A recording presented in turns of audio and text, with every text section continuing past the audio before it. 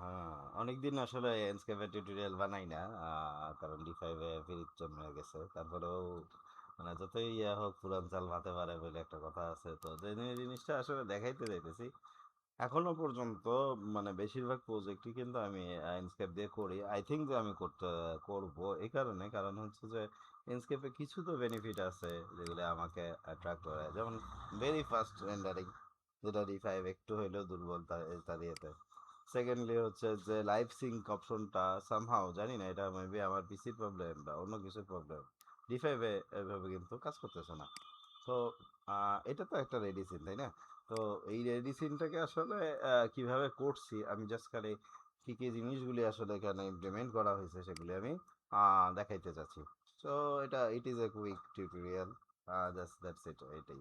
তো প্রথম যে জিনিসটা করছি সেটা হচ্ছে যে অবভিয়াসলি না, আমি আইসেই যে কাজটা করি সেটা হচ্ছে যে কোনো একটা অপছন্দের কালার নিয়ে নিই, যেমন কটকটা লাল, কটকটা হলুদ বা এই ধরনের কিছু কালার, যেটারে আমি মানে ওর সিগনিফিকেন্ট কোনো ফাংশন নাই, ঠিক আছে? এমন একটা কালার নিব, নিয়ে যেটা করব যে এই যে এখানে ম্যাটেরিয়াল এডিটারে ক্লিক করবো, দেন সেলফ ইলুমিনেট করে দেবো। যদি আমাদের লাইট বাড়ানোর লাগে মনে করেন বাড়াই দিলাম, সমস্যা নেই, আমরা বাড়াই দিতে পারি, ঠিক আছে? আর যদি মনে করেন যে না আমার এটাকে লাইটটাকে ওয়ার্ম কালার করব বা একটু হলদেটে কালার করব, ঠিক আছে, এটা আমরা করতে পারি, ঠিক আছে।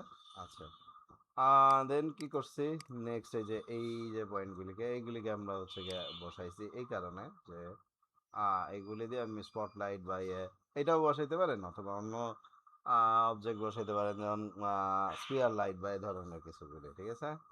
ওকে, সো এই যে লাইটটা, এই লাইটটাকে কিভাবে বসাইছি, এস্কেপ অবজেক্টে ক্লিক করছি, যেখানে আসলে লাইট টাইট এবং সাউন্ড আমি কখনো ইউজ করিনি, তো বলতেছি না জন্য। সো এখানে স্পটলাইট আমি ক্লিক করলাম, দেন হচ্ছে কি যে এখানে একটা ক্লিক করলাম, আবার ওখানেই একটা ক্লিক করলাম, দেন হচ্ছে যে অ্যারো দিয়ে নাম করে দিই, যে মানে যেন এটা একটু স্ট্রেট রাখতে পারি। আপ অ্যারো, এটাতে আসলে আপ অ্যারো কাজ করবে না, এন্ডস্কেপের ফাংশন স্কেচ আপের না। তো যাই হোক, হ্যাঁ মোটামুটি এরকম একবার দুইবার এখানে দুইটা ক্লিক করে ইন্টেন্সিটি বাড়াইতে পারি, বিম অ্যাঙ্গেল বাড়াইতে পারি, যেটা হোক আমরা বাড়াইটারা কাজ করতে পারি, এটা একটা স্পটলাইট হবে। আর যদি স্পটলাইটের কালার ধরেন আমি এটাকে ওই সাইডে দিয়ে দিই, এই কারণে যে ও বোঝার জন্য যে ও আসলে কিরকম ইম্প্যাক্ট ফেলাচ্ছে ওয়ালের উপরে বা যেরকম যেটার উপরেই হোক, হ্যাঁ। সো এই জিনিসটা এখানে আবার ডি5 স্ট্রং, ও লাইটটাকে খুব সুন্দরভাবে শো করে স্পটলাইটগুলো, এবং ওটা ভিউয়েবল হয় যদি আপনারা লাইভ সিঙ্ক হয়ে ওর যে সমস্যাটা সেটা হয় যে ও ইয়েতে প্রবলেম করে, স্কেচআপের সঙ্গে কোলাবোরেট করতে আমার পিসিতে প্রবলেম করে, বাকিদের করে নাকি জানি না। দুই একটা জন্য মানে টিউটোরিয়াল দেখছি যে অনেকেরই প্রবলেম পড়তেছে, বাট কেউ কেউ সলভ করতে পারছেন, কেউ কেউ করতে পারেন না। যাই হোক, আমিও সাজেশন চাচ্ছি যে কিভাবে আসলে করে, যদি জানেন তাহলে একটু জানাবেন, ঠিক আছে। তাহলে এখন যেটা বলতেছিলাম যে এখানে আসলে কেমন কাজ করতেছে, দেখুন এখানে হলদেটে একটা লাইট কিন্তু চলে আসছে, কি কারণে, কারণ এটা ইয়ে হয়েছে। দেন হচ্ছে গিয়ে ওয়ালের মধ্যে যদি একটু দেখি যে আমরা এখানে কিন্তু বাম্প।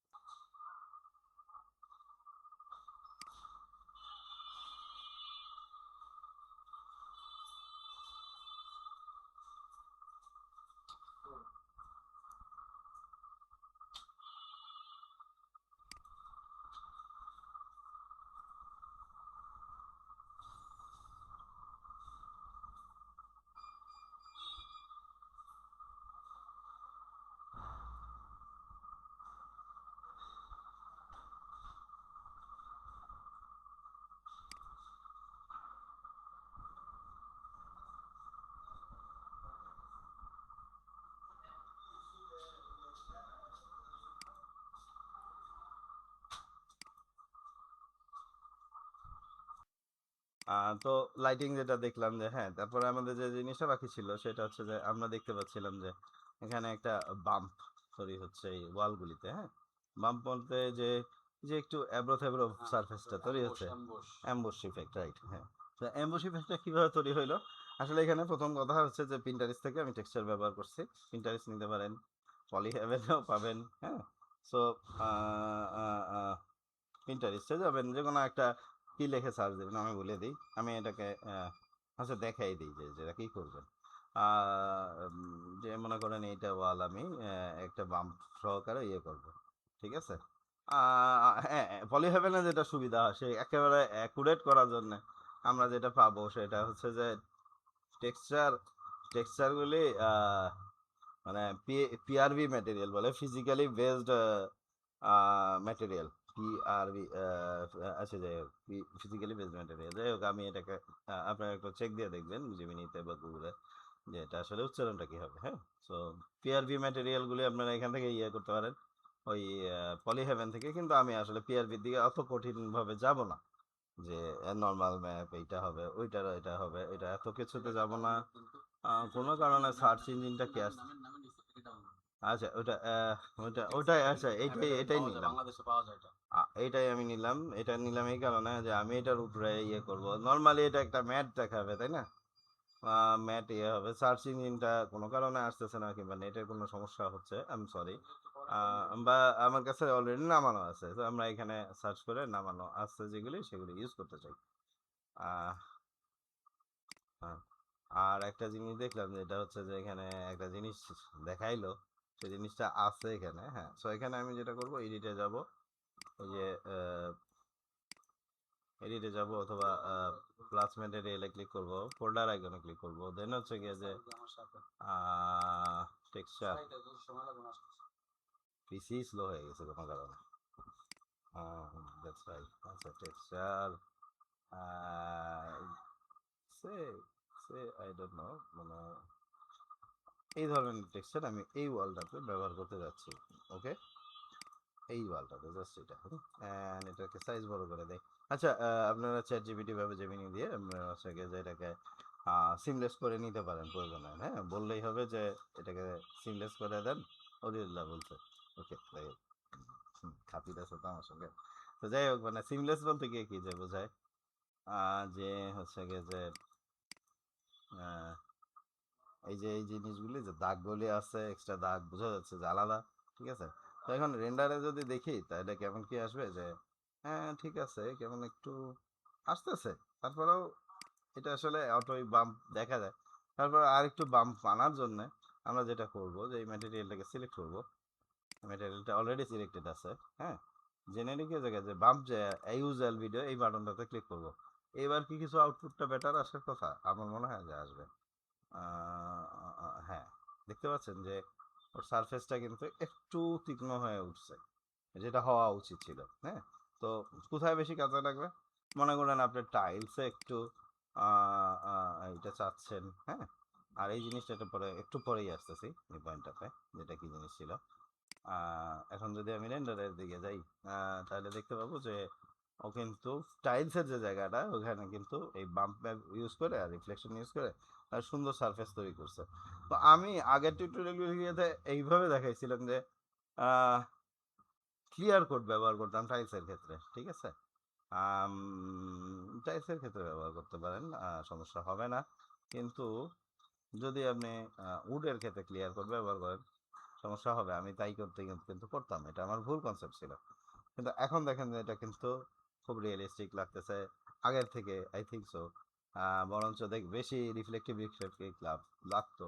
তো এখন এটা ঠিক করলাম কীভাবে আসলে, এই যে দেখেন এখানে কিন্তু আমি আর ক্লিয়ার করতে যাইনি, জেনেরিকেই রয়ে গেছি, কিন্তু রাফনেসটাকে ডাউন করে দিচ্ছি, ইভেন মেটালিক আনিনি। আপনারা যদি মনে করেন স্পেকুলারিটি আপ ডাউন করবেন তাহলে স্পেকুলারিটিটা আপ ডাউন করে নেবেন। ক্লিয়ার কোড হচ্ছে কি একেবারে মেটাল ফিনিশের টাইপের কিছুর দিকে যাইতে চাইলে সেক্ষেত্রে আমরা ক্লিয়ার কোড ব্যবহার করব। তো নেক্সট যেটা কথা বলছিলাম যে হ্যাঁ আমি একটা জিনিস দেখাবো, যেটা হচ্ছে যে গোল্লা গোল্লা কিছু এই যে জিনিসগুলো, এগুলি আমাদের খুব সুন্দর, যে আমার রেডি ম্যাটেরিয়াল আছে, আমার এটাকে ইউজ করতে কোনো সমস্যা নাই, এবং এগুলি প্রত্যেকটা পিআরভি ম্যাটেরিয়াল। পিআরভি ম্যাটেরিয়াল মানেই হচ্ছে কিন্তু সর্বোচ্চ লেভেলের আপনার ম্যাটেরিয়ালগুলি থাকে, যেটার আউটপুটগুলি কিন্তু অসাধারণ লেভেল থাকে। আপনি দেখেন যদি এখন যদি দেখি পিআরভি ম্যাটেরিয়াল হওয়ার কারণে এটার ধারগুলিকে খুব সুন্দরভাবে বোঝা যাচ্ছে। হ্যাঁ, সো দ্যাটস হ্যাঁ, রেন্ডারিংটা একবারে স্মুথ আসে, right, that's the thing. So PRV material always better. আপনারা যদি মনে করেন প্লাস্টার ইউজ করতে চান তো এখান থেকে ইউজ করতে পারেন। এখন এখানে এই কালারের প্লাস্টার আমার তো প্রবলেম, আমি এটা দিয়ে কী করবো।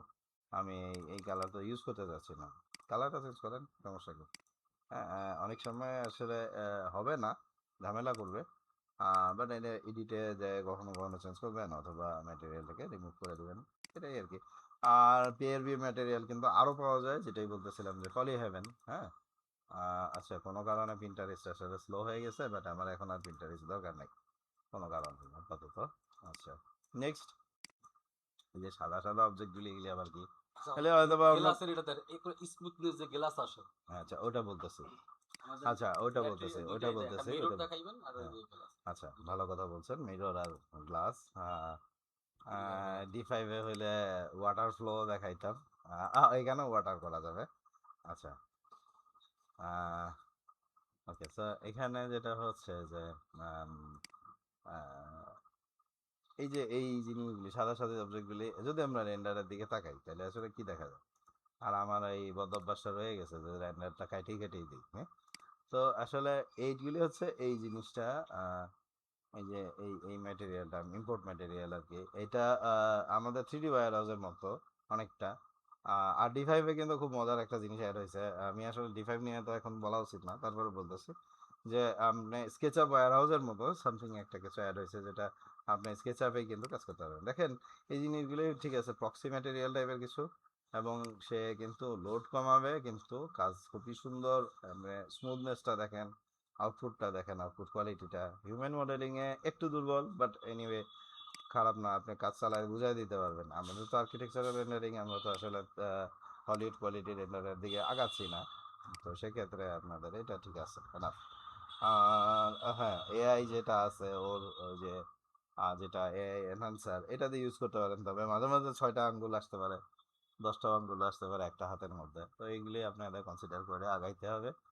যদি মনে করেন যে না এআই আপনার ভালো আসছে তো আসছে, না হলে নাই। আর জেমিনি, ন্যানো বানানা বা গ্রক বা আপনার চ্যাট জিপিটি সবচাইতে স্মুথ, কিন্তু লিমিটেড সামহাও। মানে ও 2টা বা 3টার বেশি আপনাকে অ্যালাউ করবে না যদি আপনি ফ্রি ভার্সন ইউজ করেন, পেইড হলে সেক্ষেত্রে স্মুথ বলতে কি যে আউটপুটের কোয়ালিটি আমার মনে হয় জেমিনিটা বেস্ট হয়।